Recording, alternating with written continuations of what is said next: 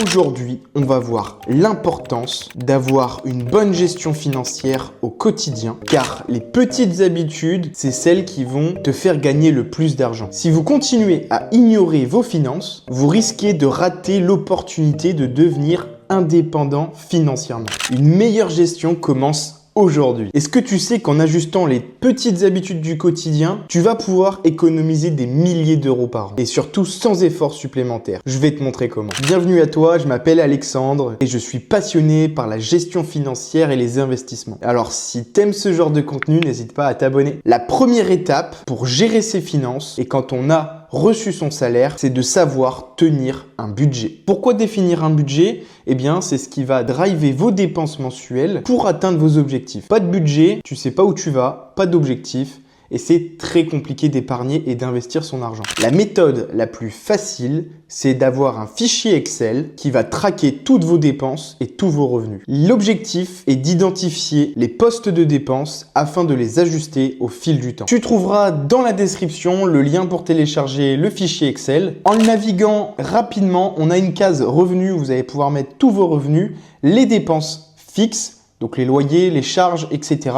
Les transports, les impôts, les abonnements et cotisations. Et enfin, les dépenses variables, que ce soit les courses, les loisirs, les plaisirs, les cadeaux, etc. Et ça va vous mettre à la finalité combien il va vous rester à la fin du mois pour investir ou pour faire d'autres choses. L'idée, ça va être de voir où est-ce que vous avez le plus de dépenses grâce notamment à l'onglet graphique où vous avez un résumé des répartitions des dépenses. Et l'idée de suivre son budget, c'est de classer en plusieurs catégories. Et c'est maintenant que l'on parle de la stratégie 50-30-20.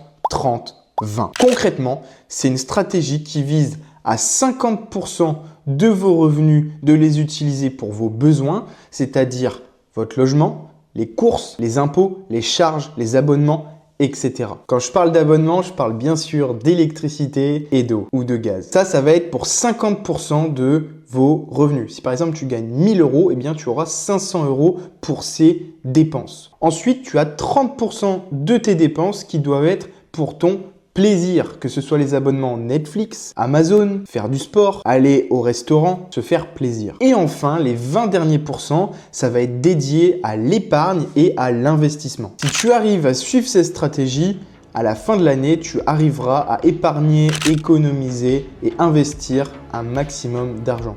Bien sûr, cette stratégie est modulable en fonction de votre situation. D'ailleurs, si tu veux investir en bourse ou en immobilier de façon intelligente sans te ruiner, dans la description, tu trouveras les meilleurs livres que j'ai lus pour te former et de façon rapide, efficace et pas trop cher. La stratégie d'épargne, c'est la chose la plus importante. C'est de se constituer une épargne de précaution, c'est-à-dire entre 3 et 6 mois de vos revenus. Si par exemple tu gagnes 2000 euros par mois, eh bien il faut que tu aies entre 6 et 12 000 euros de côté sur un livret A par exemple, afin d'avoir de l'argent de côté s'il t'arrive quelque chose, que ce soit une casse au niveau de la voiture, une machine à laver à changer ou encore un besoin d'argent rapidement. Une des choses qui est une grossière erreur, c'est de laisser trop d'argent sur son compte courant. Je pense qu'aujourd'hui, on est assez connecté pour vérifier en temps réel ses comptes bancaires. Donc laisser 1000, 2000 euros de côté sur un compte courant qui ne rapporte 0% si ce n'est à la banque. Mais bon, ce qui vous intéresse, c'est l'argent dans vos poches et non celle de la banque. Et donc cet argent-là, mettez-le plutôt sur un livret A. Et si jamais vous avez besoin d'argent, ben, vous ferez un virement de votre livret A sur votre compte courant. Le plus dur pour ceux qui n'ont pas l'habitude d'épargner et d'investir, c'est d'éviter d'utiliser cette épargne de précaution pour les dépenses non essentielles. Je vous vois venir, c'est très facile d'avoir 3-4 000 euros de côté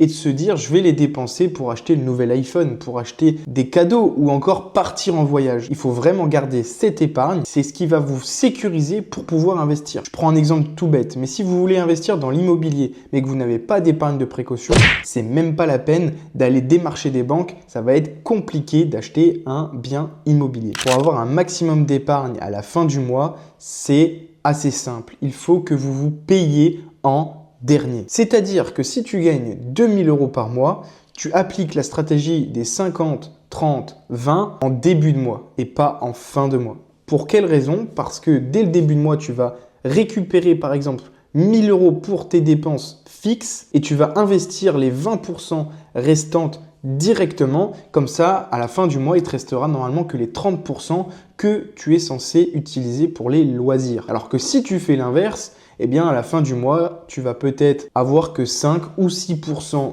d'épargne, alors que l'objectif c'est le 50, 30, 20. Une fois que tu vas avoir épargné suffisamment pour ton épargne de précaution, c'est à ce moment-là que tu vas pouvoir commencer à investir. Il est important de comprendre que placer son argent sur un livret A, ce n'est pas un investissement. Votre argent sur un livret sert uniquement à couvrir l'inflation. Un livret A à 3%, ça veut dire qu'il y a une inflation qui est au minimum à 3%. Donc vous allez finalement gagner 0 € de pouvoir d'achat. L'argent doit être mis au travail par le biais des investissements. Qu'est-ce qu'il existe comme type d'investissement? Eh bien, il existe énormément. Les plus connus, c'est l'immobilier et la bourse. L'objectif des investissements, c'est de faire grossir son patrimoine grâce aux intérêts composés. Vous pourrez retrouver les intérêts composés grâce à la bourse, grâce à l'immobilier, tandis qu'un livret, ce sont des intérêts simples. Ça va être une droite linéaire, alors que les intérêts composés, c'est une droite qui est exponentielle. Bien entendu, avant d'investir, il faut se former. Il faut comprendre dans quoi vous allez investir. Et ça passe par investir en soi. Vous pouvez retrouver des formations à 1000, 2000, 3000 € sur Internet, mais est-ce que c'est vraiment ce dont vous avez besoin? Je suis pas sûr. Dans la description de cette vidéo, vous allez retrouver les meilleurs livres que j'ai lus qui m'ont appris beaucoup de choses pour l'immobilier et la bourse. Alors si tu veux investir, je te conseille vraiment de lire ces livres et de les garder précieusement, ce sera ta Bible. Au plus tôt tu vas commencer à investir, au plus tôt tu vas recevoir les fruits de tes investissements. Commence petit, tu vas gagner confiance en toi et après tu pourras investir de plus en plus. On arrive à la fin de cette vidéo, j'espère que ces conseils te seront utiles. Si ça t'a plu, n'hésite pas à t'abonner et à mettre un petit like, ça me fera énormément plaisir. Ce sont ces petites habitudes qui vont te permettre de faire grandir ton patrimoine. Je t'invite à consulter la plupart de mes vidéos que tu trouveras sur cette chaîne, que ce soit sur l'immobilier ou la bourse, il y a énormément de valeurs gratuites. C'était Alexandre et bonne gestion financière.